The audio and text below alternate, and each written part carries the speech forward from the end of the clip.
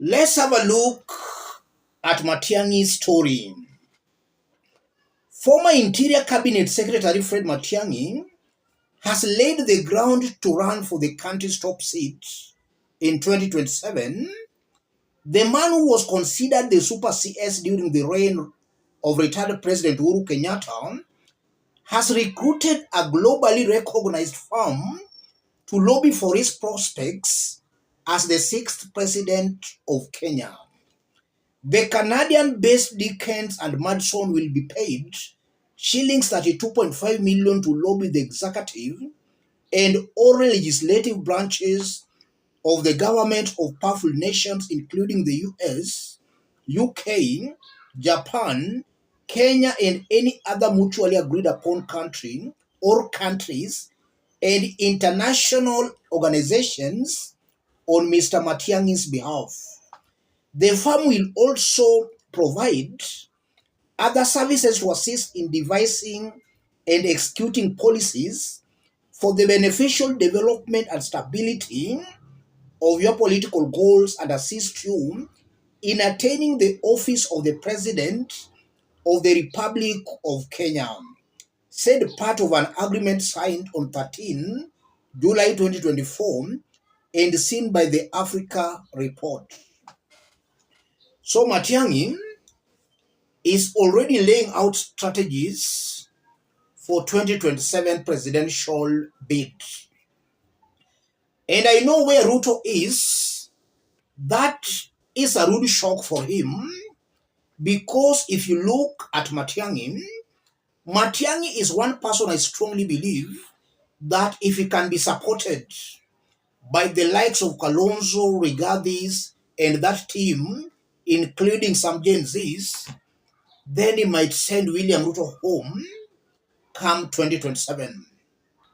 In the event it's just a Kalonzo Rigathi ticket, then they'll not be able to beat Ruto come the next election. Let's have a look at some reactions coming from Kenyans on that.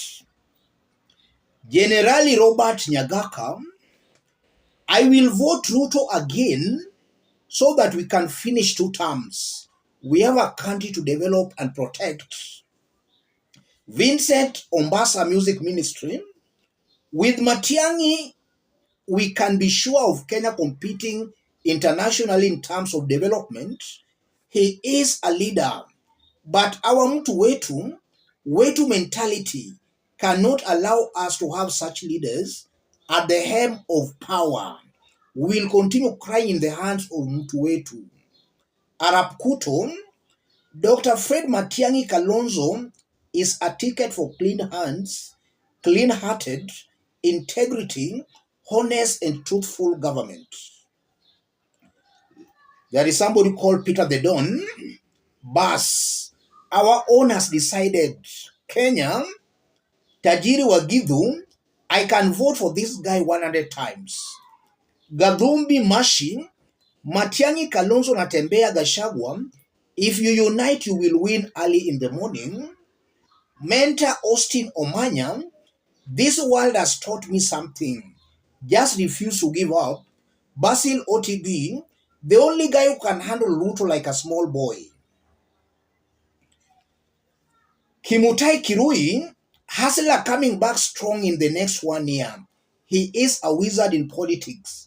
Nobody, and I repeat, nobody can match his strategies. Rama Gesemba Kimani, he deserves to be the head because when he was the CS in both departments, he did a great job that showed us that he can change Kenya. Cassie Roberts, Matiang'i will vote for him very early in the morning. He is a humble guy. Philip Depache, even media is tired of lies coverage from politicians. CD Ochieng, who will vote for him? Yes.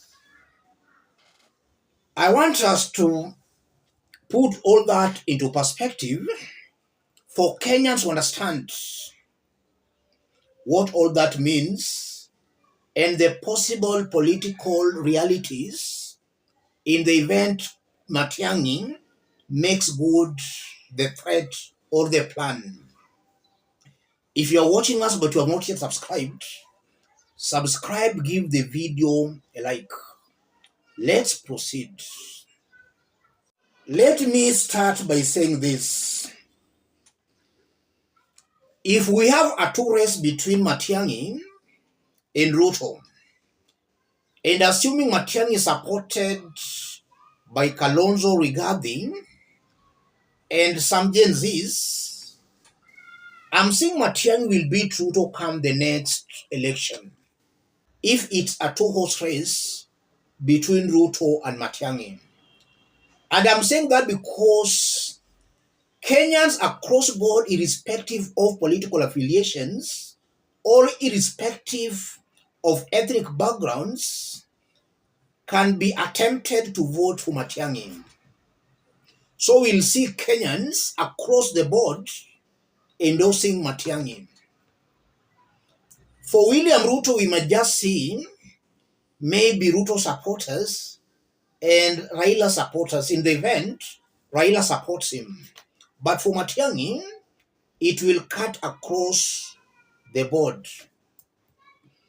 So if Rigathi and Kalonzo and their team, they want to teach Ruto a lesson, they should start preparing in advance to support Fred Matiang'i. If they do that, they might beat Ruto. In the event Matiang'i is not on the race, and then we have Raila supporting Ruto, and then on this other side we have Kalonzo Rigathi forming an alliance, then Ruto will win very early in the morning. We'll be back to 2007. Ruto will win very early in the morning. And I'm saying that because the moment you see Ruto, Raila, Kalonzo, and Rigathi, be rest assured that Kenyans will resort to their ethnic cocoons. They will vote based on where they come from. We will see Nyanza, Western Coast, and Nairobi most definitely supporting Raila's side.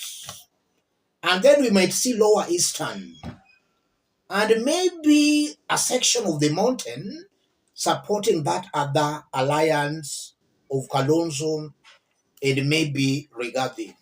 So we'll just be back to our ethnic voting. And William Ruto will win very early in the morning. So for Kenyans, if they are really fed up with a William Ruto's presidency, the only option they have left is either to support somebody like Matiang'i or Okiya Mtata, not these usual faces of Kalonzo or of Rigathi Gachagua. Those ones will not be able to beat Ruto. That's the truth, ladies and gentlemen. And again, if you look at what I've been saying here, for those who have been keenly following me here, I've always maintained that Raila Odinga supporters should not be fighting Gen Zs. Gen Zs should also not fight Raila Odinga supporters and Raila Odinga. The focus should not be on Raila Odinga. The enemies we have in Kenya today is the Kenya Kwanza government. The president is Ruto, the deputy is Rigathi Gachagua. Kenyans should channel their angers and aggressions on those two leaders, Ruto and Rigathi Gachagua.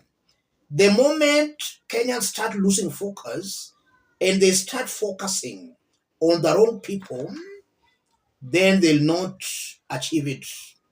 They won't get that success. Let them channel their anger on Kenya Kwanza government. Gen Z's initial plan was Ruto and his team to go. But I'm seeing in the recent weeks, that narrative seems to be changing. And by that narrative changing, it means Gen Zs are just failing. Somebody sabotaging their desire and their quest. Gen Z should focus on Ruto Rigathi must go. That's something that was getting support across board. The moment you start bringing in some people who are not in government, then you are just sabotaging your own desires. Let me stop it there. If you're watching us but you have not yet subscribed, subscribe, give the video a like. Any person watching us for the first time outside Kenya, let us know from which part of the globe you are watching us from. If possible, again, subscribe, give the video a like. Thank you. God bless you.